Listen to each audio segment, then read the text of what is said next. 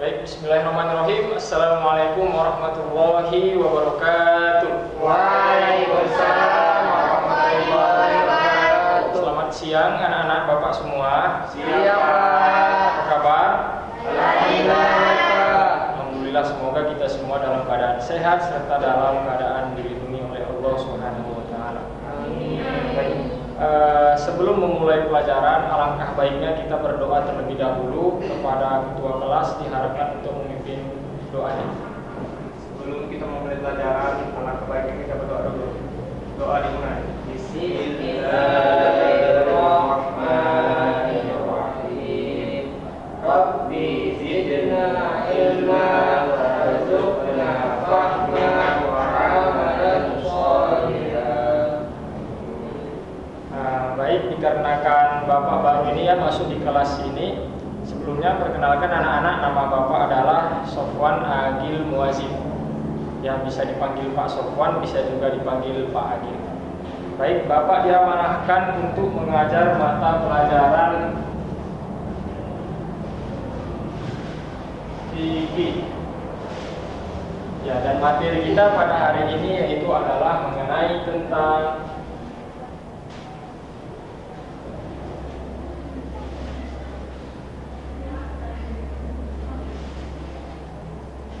sholat Jumat. Baik, anak-anak Bapak semua, apakah ada yang tahu apa pengertian dari sholat Jumat? Ayo, yang tahu angkat tangannya. Wajib. Sholat wajib untuk laki-laki, Pak. Ya benar, sholat yang wajib dilakukan untuk yang laki-laki. Ada lagi? Yang lain ada lagi? Iya. Iya, sholat yang dilakukan pada hari Jumat. Benar. Ya, jadi sholat Jumat itu adalah sholat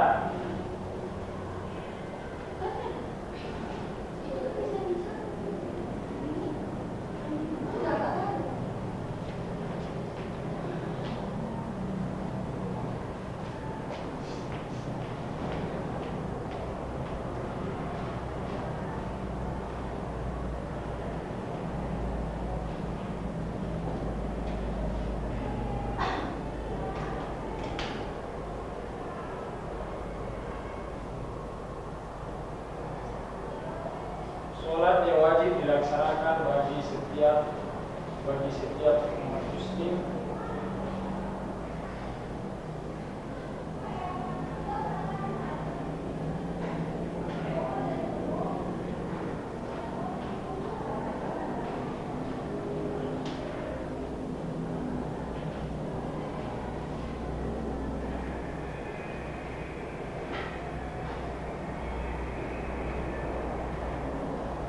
Nah, ini dia.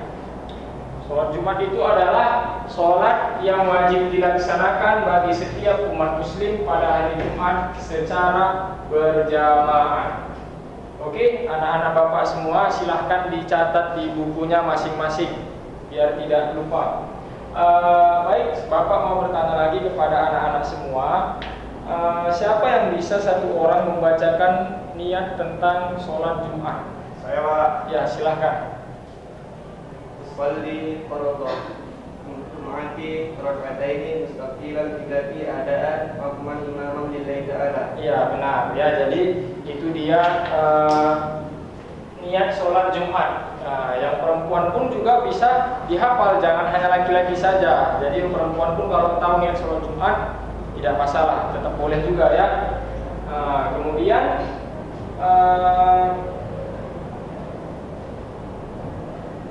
ayat yang menjelaskan tentang kewajiban sholat Jumat. Ini udah dicatat tadi ya? Sudah Pak. Ya, bagus.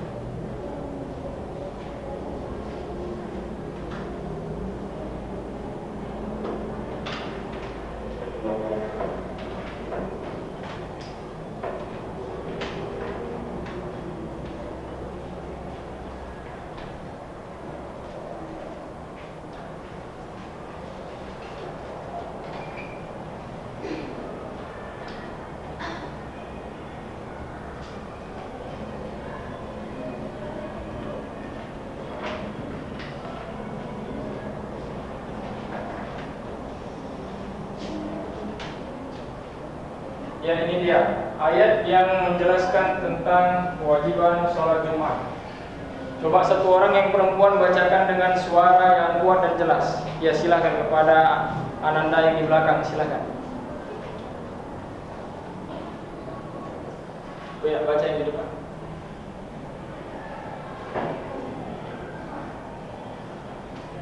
Yang lain ada yang bisa? Ya, silakan kepada Ananda Ainun dibaca. Ya, mungkin kelas ini banyak yang malu-malu ya di kelas kita ya. Atau yang laki-laki ada yang bisa membaca? Ya, jadi ini dia ayatnya. Ya ayyuhalladzina amanu idza nudiya lis-sholati min yaumil jumu'ah fas'au ila dzikrillahi wa dzarul bai'a dzalikum khairul lakum in kuntum ta'lamun.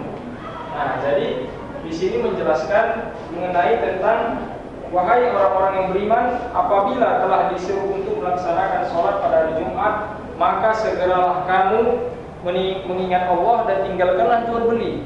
Nah, yang demikian itu lebih baik bagimu jika kamu mengetahuinya. Nah, mengingat tentang hal ini, Bapak teringat ada kisah 5 orang pemuda, ya. Jadi pada saat waktu itu di antara sholat Jumat dan makan siang. Nah, jadi sholat Jumat dan makan siang ini dilakukan secara barengan gitu, secara bersama. Nah, kita nggak tahu kita kan kayak mana maksud sholat Jumat dilakukan secara barengan itu kayak mana.